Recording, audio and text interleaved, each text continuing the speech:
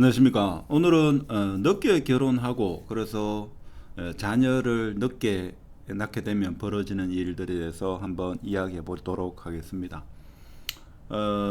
원래 제가 유튜브를 시작한 계기가 제가 결혼도 늦게 했고 아이도 늦게 낳다 보니까 제가 생각할 때는 제 나이가 한 70대면 애가 독립하지 않겠나 이런 생각을 많이 하게 돼 가지고 유튜브를 하게 됐는데, 이틀 전에죠. 토요일 밤에 애가 갑자기 이걸 묻더라고요. 아빠 권고사직이 뭐야? 라고 이야기를 해가지고, 자, 시작은 권고사직이었는데 지금 현재 벌어지고 있는 태형건설부터 해가지고 PF 대출에 대해서 아이와 장시간 이야기를 했습니다. 그래서 PF 대출도 제가 설명을 하니까 아이가 이해를 하더라고요. 큰애가 중3인데 이제 고등학교 1학년 입학을 합니다. 그래서 지금 뭔가 조용한 듯 보이지만 너희 눈으로 봐서는 세상이 그렇게 아무 일 없이 흘러가는 것처럼 보이지만 지금 한국에는 엄청난 일이 벌어지고 있다. 그래서 보통 부모들이 아이가 커서 독립해서 안전하고 편안한 삶을 살길 원하는데, 세상 살다 보면 대출을 많이 일으켜 가지고 문제가 되는 경우가 많다. 그거는 개인뿐만 아니라 기업도 마찬가지다. 근데 자본주의라는 게 참 특이한 게, 개인이 연끌을 해가지고 아파트를 사거나 해가지고 문제가 되면 개인이 책임을 져야 되는데, 대기업 같은 경우에는 국가에서 나서가지고 여러 가지 실업 문제라든지 고용 문제, 여러 가지 사회적으로 금융권에도 문제가 생기기 때문에 정부에서 나서고 있다. 하여튼 뭐 PF 대출부터 해가지고 여러 가지 이자라든지 뭐 대출 뭐 기타 등등에서 이야기를 한 2시간 이상 했습니다. 어떻게 보면 제가 큰아이와 가장 오랫동안 이야기를 했습니다. 그래서 아이도 궁금해 가지고 사회를 보는 눈이 좀 많이 향상이 됐다, 그런 생각을 해봅니다. 토요일 저녁에 10시부터 해가지고 한 12시 반까지 이야기를 했는데, 아이도 저와 한 2시간 이상 이야기를 하고 나서 하는 말이 사회를 보는 눈이 조금 향상이 됐다, 그런 이야기를 합니다. 제가 볼 때는 요즘에는 있죠. 특히 결혼이 많이 늦죠. 결혼이 늦으면, 자, 아이를 출산하지 않으면 문제가 없는데, 자, 아이를 늦게 한 40 전후에 아이를 놓게 된다. 그러면 아이가 독립을 하려면 적어도 여러분 나이가 한 70 정도 돼야 된다, 그죠? 자, 그렇게 되면 사실 걱정이 많습니다.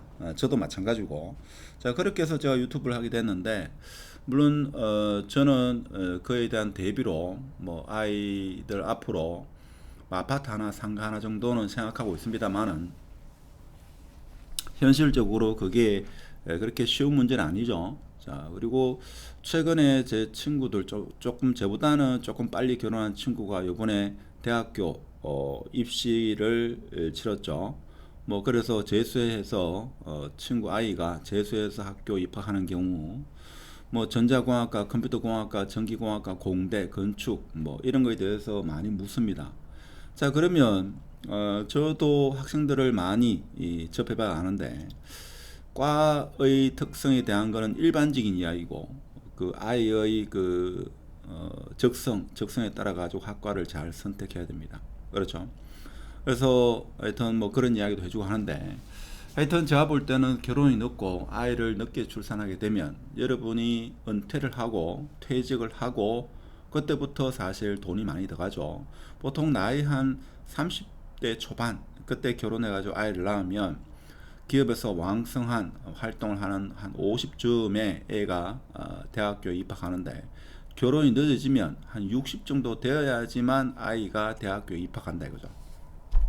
그러면 대학 등록금도 그렇고, 대학 들어가고 나서 여러 가지 문제가 많이 발생하죠. 취업도 그렇고, 취업하고 나서 결혼을 한다고 하면, 자, 결혼에 대한 것도 걱정을 해야 되고, 그래서 우리가 전통적인 부모들이 걱정했던 것보다도 더 많은 걱정을 해야 되는 게, 결혼이 늦어지고 아이를 늦게 출산하면 한 10년 정도 소득은 많이 줄어드는데 대부분 은퇴를 해야 되는데, 자녀는 이제 사회 활동을 하는 것도 아니고 이제 대학교에 들어가지고 공부를 해야 되는 그런 상황입니다. 그래서 본인이 결혼이 늦다, 자녀가 많이 늦다라고 하면 제가 볼 때는 한 40대 애가 아이를 출산했다. 그러면 제가 볼 때는 재테크에 대해서 공부를 좀 많이 아주 많이 하셔야 된다. 사실 제가 유튜브를 하면서 한 1년 정도 사이에 전자책도 한 8, 9권 정도 발행을 했는데 사실 이 모든 것은 저희 아이가 나중에 어른이 되었을 때 이걸 읽어봤으면 하는 그런 바람에서 썼는 것도 많습니다. 그래서 제가 볼 때는 요즘에 젊은 친구들이 2030 세대가 결혼하기도 어렵고 결혼하고 나서도 아이를 낳기도 어렵고 여러 가지 어려움이 있습니다만은 늦게 결혼하고 늦게 아이를 가지게 되면 여러 가지 여러분이 생각하지도 못하는, 즉 여러분 부모한테 물어도 알 수 없는, 즉 멘토가 없는 처음 겪어보는 그런 상황이 많이 펼쳐진다 하는 겁니다. 그래서 평생 결혼하지 않는다 하면 또 모르지만 이왕 결혼은 해야 되고 아이를 낳는다고 하면 한 살이라도 젊을 때 아이를 갖고 결혼하는 게 조금 더 현명한 선택이 아닐까. 물론 여러분이 사정에 의해 가지고 결혼하기도 어렵고 아이 낳기도 어렵겠습니다만은 늦게 결혼하고 늦게 아이를 가지면 여러분이 생각지도 못한, 누구한테 물어볼 수도 없는 그런 상황이 많이 처해진다. 특히 퇴직은 해야 되고 이제 아이는 대학교에 입학하고 여러분이 거동하기 불편한데 아이는 이제 결혼을 할까 혹은 이제 취업 자리 알아보고 그런 상황이 펼쳐진다 하는 겁니다. 하여튼 두서없이 좀 이야기했는데 하여튼 이틀 전에 밤 늦게까지 한 2~3시간 동안 아이와 이야기하면서 어떤 사회 전반적인 이야기라든지 재테크 이야기라든지 기업, 우리나라에서는 특히 기업 문화에서 직업의 유연성이 없기 때문에 대체적으로 라이센스 직종이 안정적이며 그 다음에 교사나 공무원, 공기업이 정년까지 보장이 되고 일반 대기업, 중소기업은 언제 권고사직을 당할 줄 모른다. 뭐 이런 이야기를 하니까 아이가 그제서야 이해를 하더라고요. 물론 뭐 그전에도 공부는 열심히 하고 있습니다만은 뭐 그를 계기로 뭐 더 열심히 하는 것 같기도 하고 여러 가지 만감이 교차합니다. 그래서 오늘은 뭐 특별한 뭐 주제는 아니었습니다만은 혹시 여러분 주위에죠, 결혼이 늦고 아이 출산이 늦은 사람은 이런 부분을 꼭 염두에 둬야 된다. 물론 미리 앞서 가지고 너무 많은 걱정을 할 필요는 없을지 몰라도 늦게 아이를 낳게 되면 여러 가지 걱정이 더 많아진다. 자, 그런 말씀을 드리면서 오늘 영상은 마치도록 하겠습니다. 감사합니다.